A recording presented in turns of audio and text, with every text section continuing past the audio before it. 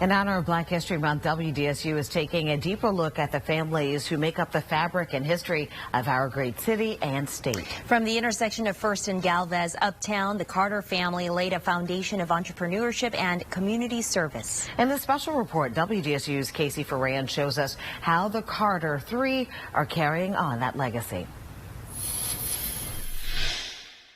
I'm Kenneth M. Carter. I was born in New Orleans on July 22nd, 1944. At the tender age of 16, Gwendolyn Carter met her beloved husband, Kenneth Carter. At Bayou Boys State and Bayou Girls State, a friend introduced me to him, and when we came back home to finish our senior year, we started talking and dating, and from there on, it was love at first sight. The two would marry in 1965 and build a family on the foundation of their love, which endured for 53 years until Kenneth passed away in 2018. Kenneth Carter was raised in the Callio housing development and went on to become an attorney. When he finished law school, he realized how difficult it was to get a internship because no white law firms would hire or allow any blacks. He began his law career at Herman & Katz and later opened his own firm. He decided that he would offer every African-American student who finished from Loyola University an opportunity to come into his law firm and understand how to be a good lawyer. Kenneth achieved many firsts in New Orleans politics, business, and law. He was one of the first 5 African Americans to integrate Loyola University in 1962, the first African American president of the Louisiana Trial Lawyers Association, and the first elected African American assessor in the state of Louisiana. Although Kenneth was the first to do many things, he certainly is not the last in his family to embody the Carter tradition of entrepreneurship and community. His daughters embody that through development, public service, and communications. This entire corner represents family, faith, community, and business, and it all intersected here at First and Galvez. Tara Carter Hernandez is the eldest of Gwendolyn and Kenneth's children. As the president of JCH Properties, she has spearheaded the development of residential, commercial, and mixed-use redevelopment projects in Louisiana. I represent real estate and entrepreneurship in a creative spirit, and that's what I've embodied from several of my ancestors. She showed us around this Central City corner where her family's foundation took root.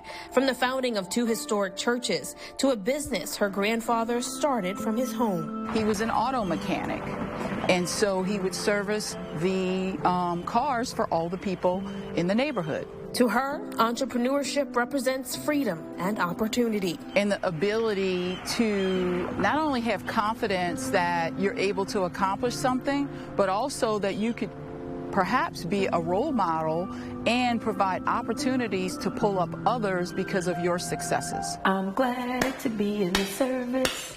I'm glad to be in the service. From her Central City District office, Senator Carter Peterson defines public servant, having dedicated the last 21 years to the legislature, 11 years in the House, 10 in the Senate. Her father told her you can be a poor politician or you can be a wealthy lawyer. You choose. You can't be both.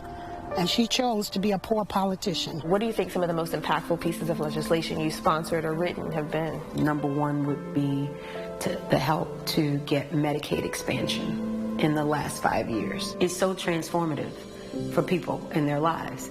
It's really life or death. Peterson, like her father, has also led by being first. At age 18, she was elected as a delegate to the 1988 Democratic Convention, the youngest person ever. She's the first woman to serve as chair of the House Insurance Committee and first woman to chair the Louisiana Democratic Party. She says every step of the way, she has her father's advice and tutelage to guide her. I have so many emails. I have videotape of him, and so I can hear his voice. And most times when I have a question, if I'm still, I know what I'm supposed to do because he's already prepared me for it. The youngest of the 3, Eileen Carter, has been a radio broadcaster and now works behind the scenes as the social media manager for the city of New Orleans and Mayor LaToya Cantrell. It is difficult growing up in a family full of giants because that's what I grew up under, but I find my voice through them. and in the mayor's office. And she's found power in her voice. It's to help somebody, to give somebody information. There's so much information that we have, and if you, we can equalize so many things with information. I am pleased that we were able to contribute 3 daughters to this world who give back, and my husband's favorite saying was to pay it forward, and that's what we try to do. We pay it forward. Casey Ferrand, WDSU News.